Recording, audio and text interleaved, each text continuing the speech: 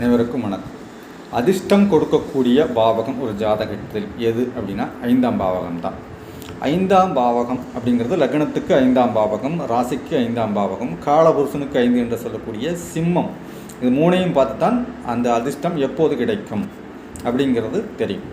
5ஆம் பாவகாதிபதி நல்ல நிலைமையிலிருந்து ஆட்சி உச்சமாகி திக்பலமாகி நன்றாக இருந்தால் நிச்சயமாக அவருக்கு குழந்தை பிறந்த பிறகு எல்லா துறையிலும், எந்த துறையில் இருந்தாலும் சரி, தனி மனித வாழ்க்கையாக இருந்தாலும் சரி, தொழில் துறையாக இருந்தாலும் சரி, வேலை வாய்ப்புகளாக இருந்தாலும் சரி, மிகப்பெரிய அதிர்ஷ்டங்களை கொடுத்து அவரை உச்சத்திற்கு கொண்டு செல்லும்.